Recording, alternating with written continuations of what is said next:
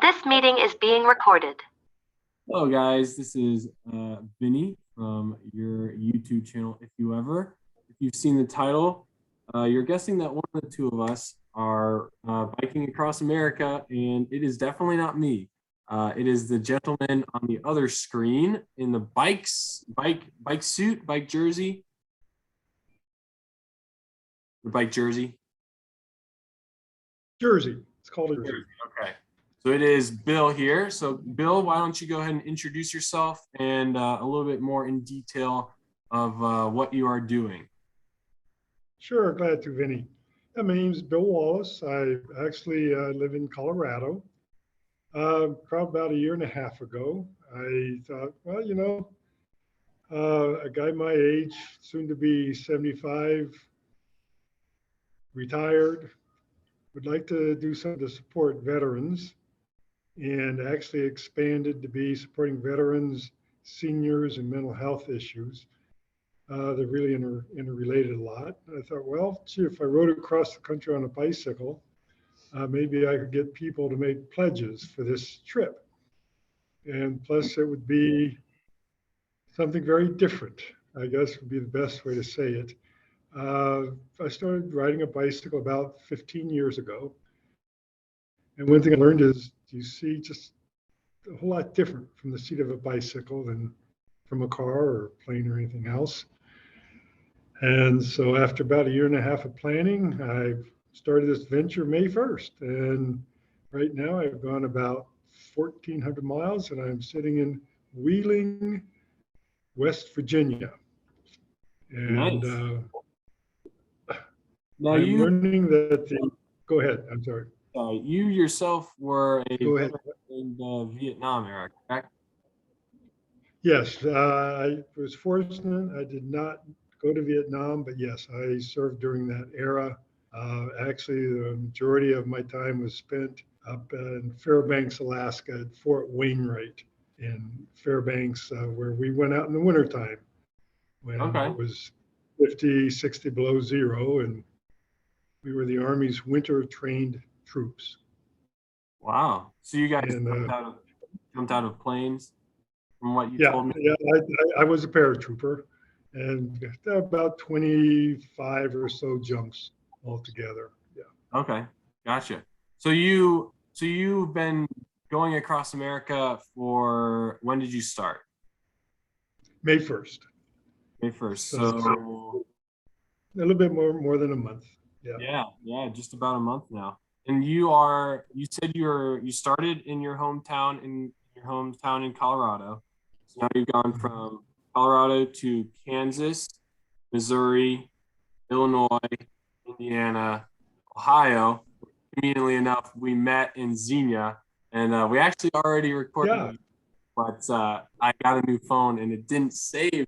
So we had to revert to option number 2. Hey, second time's the charm, So we met in Ohio, and then met again in Ohio. We actually originally met in Illinois. And then, so now you are in Wheeling, West Virginia, and then you're headed to Atlantic City or Ocean City?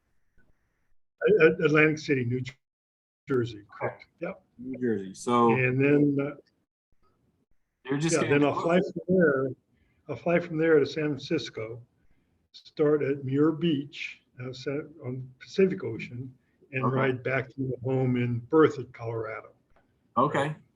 So you've gone through pretty much everything, through snow, rain. Do you have any fun stories to tell regarding all of this so far? Yeah, I mean, it was interesting. The second day, I hit out of Fort Morgan, Colorado, some rain, and then turned to snow and sleet. And I was not prepared for it. I had checked the weather, unfortunately checked the weather a week before. And it was supposed to be okay. And so this was just a storm that blew in.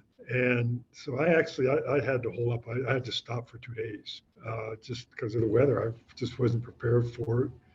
Then it cleared up though, and so I hit the road again.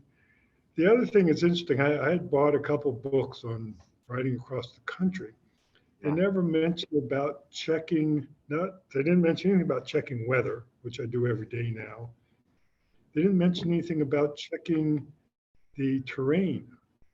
And it's interesting, Google Maps will say something's mostly flat, but I call them rollers, where it goes uphill, downhill. And that takes out of you. When it's flat, you can get into a rhythm, you get into a pace. When you're going up and down and up and down, you're going from 27, 28 miles an hour, then you're dropping down to 5 miles an hour, and 20, 28. And it's just different. And the other thing I'm experiencing, I had ridden mountain passes in Colorado before this trip. Okay. And you get to the base of the pass, and it says summit anywhere from 6 to 12 miles. And it's switchbacks. And so but okay, if it's a 12-mile summit, that's going to be at least a 3-hour ride. But once you get to the top, I mean, you're done climbing. The rest of the day is downhill, and you hit flats basically. Whereas out here, I hit the Appalachians 2 days ago, and it's up and down and up and down, grades of 8%. There were some even at 9%, or 10, and it's just takes a whole different mindset of 40 miles of up and down and up and down and up and down. I give me all the up in 3 hours, so I'm done with it. Right. Do it all at once. That way you have nothing else to do but just coast on down, right? Or flat. One of the two, exactly right. Oh yeah, definitely. So you said you were doing 35. What do you usually do average between what mileage and what mileage each day, just so they know? Between 55 and 75. Okay. So I'm usually in the saddle, I call it, anywhere from 5 to 6 hours a day. But then my days are anywhere from 8 to 10 hours long, just with the stops, and I can't pedal nonstop. Yeah. I don't think I could either, and I'm just a little bit younger than you, so I can understand that for sure. And you've already given some advice to some of the people who are listening, but I figured I might as well open it up to some more tips. What would you recommend for anybody who's watching this and might want to bike across, maybe cross-continental or just different states? Any recommendations or things that you've learned that you would recommend other people do? If you can find them, there's groups that turn old railroad grades into paths, rec paths. One of them, the national one I know of, it's called Rails to Trails. Okay. If you just want to go out, I mean, you and your dad turned me on to there out of Xena, 350 out miles. When I left Xena, and I thought I'd died and gone to bicycle heaven. I mean, I had 2.5, 3 hours of just grooving, riding. Nice. Yeah, it was just great.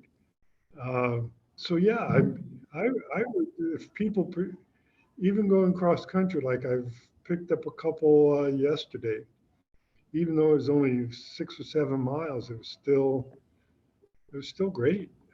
So any kind of path like that, it's well worth checking out. Other thing is, just be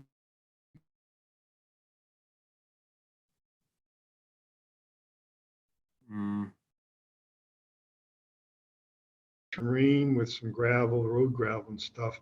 I actually got into one of my pedals, and it locked it up and pretty bad.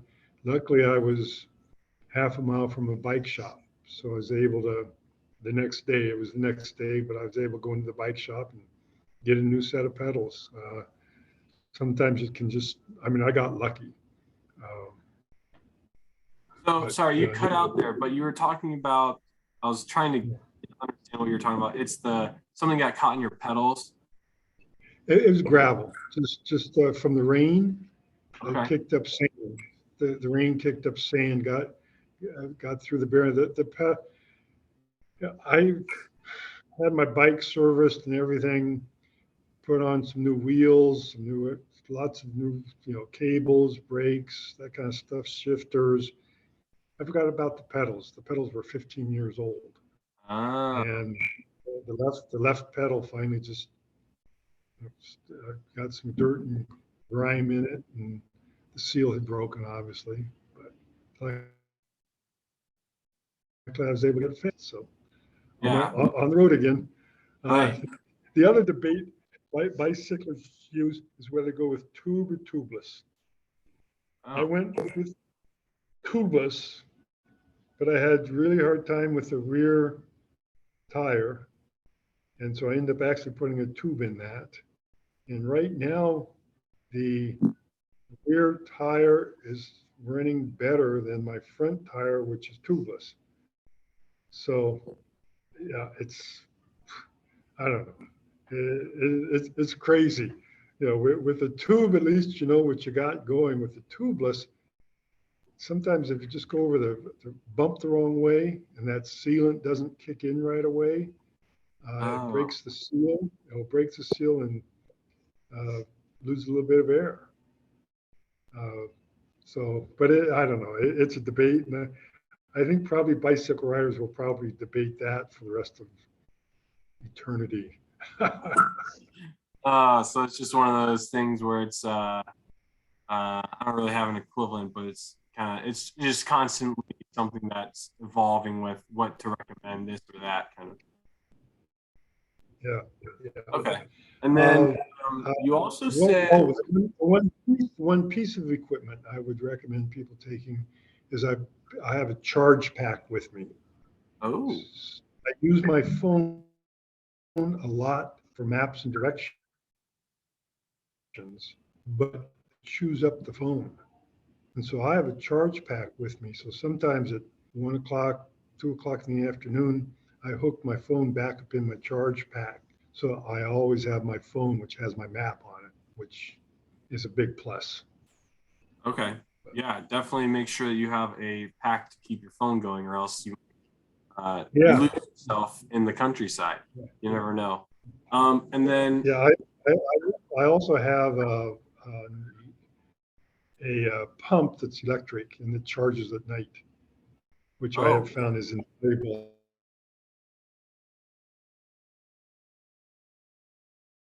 That way I don't have to carry a hand pump and I can always keep my tires up to pressure. So just a couple thoughts. okay, yeah. So how long does that take to charge? The charge pack, Yeah. uh, I just plug it in at night. I'm staying in motels. It probably charges up in 3 to 4 hours. Okay. It, And then it, you're also, it'll charge my phone in a couple hours. okay, great. So those are one of those things you can just look up on Amazon reviews, look up the best battery pack, anything like that, because it doesn't have Right, a specific right. one. And then you also said in the previous time to make sure that you look at the weather, like you said, to make sure that you have proper materials for any type of weather, because snow, rain, you want to make sure that you're always covered up and prepared. So you have that stuff in your luggage bags um, carried with you on your bike, right? Right. I carry both a rain jacket and a wind jacket. I find the wind jacket is really nice in the mornings when it's chilly, and it doesn't necessarily hold in the moisture. Like when you wear the rain jacket, uh, the fire in it, it doesn't breathe. But the rain jacket protects you definitely from getting the wet, which makes a big difference. Yeah. Okay. So I would recommend take both. I don't care about the rain pants. My legs, I don't know, they just don't get cold. So Understandable, understandable. Well, if you want to, you can turn around and hopefully it'll be able to read the back of your jersey while I'm talking about it. see, Yeah, like he said, he is doing it for a cause.